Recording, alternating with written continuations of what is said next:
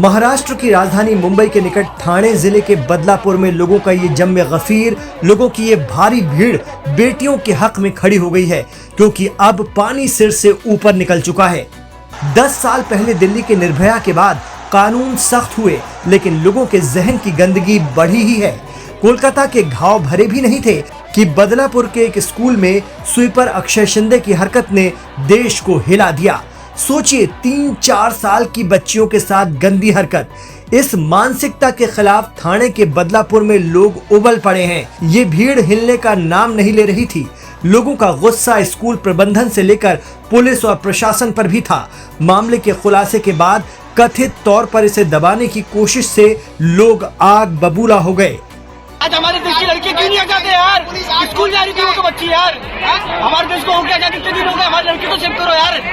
आज को कल को हमारे बच्चे होते तो क्या होता? हमारी बहन बेटी होगी, हमारी माँ होगी तो क्या होगा उसका? आज तो बच्चियों की बात होगी। घटना से गुस्साए लोग सड़कों और पटरियों पर उतर आए।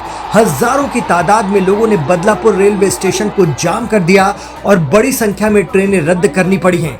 महज 3-4 साल की अबोध बच्चियों से हुई इस घटना के खिलाफ कार्रवाई में देरी से भी लोग भड़क गए। वहीं अब सरकार ने एक्शन तेज किया है और 3 पुलिस कर्मियों का तबादला किया गया है। आरोपी स्वीपर अक्षय शिंदे को अरेस्ट कर लिया गया है और पॉक्सो एक्ट के तहत केस दर्ज हुआ है। स्कूल के प्रिंसिपल, टीचर और एक अन्य कर्मचारी को भी सस्पेंड किया गया है।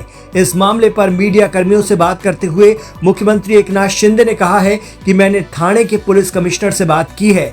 आरोपी को गिरफ्तार कर लिया गया है। मैंने मामले को तेजी से आगे बढ़ाने और यौन अपराधों से बच्चों की सुरक्षा अधिनियम के तहत मामला दर्ज करने को कहा है। मामले की गंभीरता को इससे भी समझा जा सकता है कि जिन मासूम बच्चियों के साथ ये घटना हुई, उन्हें पता तक नहीं था कि उनके साथ क्या दरिंदगी हो रही है। इस मामले का खुलासा तो तब हुआ जब पीड़ितों में से एक बच्ची घर गई तो प्राइवेट पार्ट में दर्द की शिकायत की।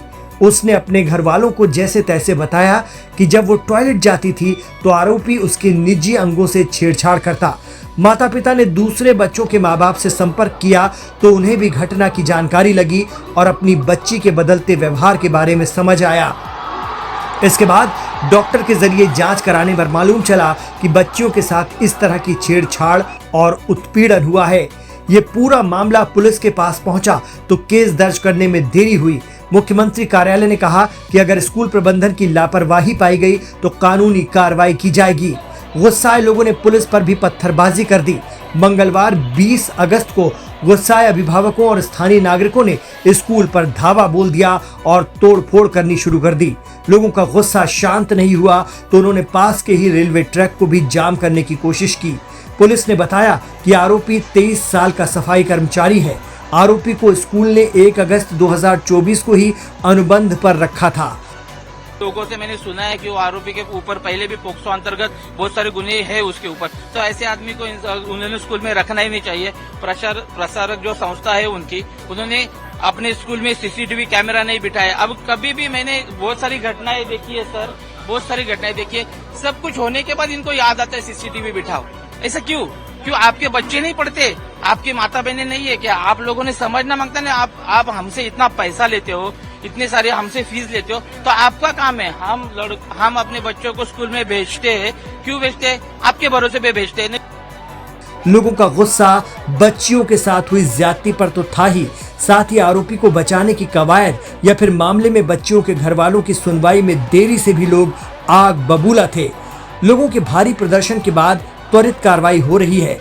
इस मामले को लेकर महाराष्ट्र का विपक्ष भी सरकार पर हावी है, लेकिन हर बार हर जगह पीड़िताओं के लिए इस तरह की आवाज नहीं उठ पाती और मुतासिर लड़कियां या उनके घरवाले कई बार शांत कर दिए जाते हैं।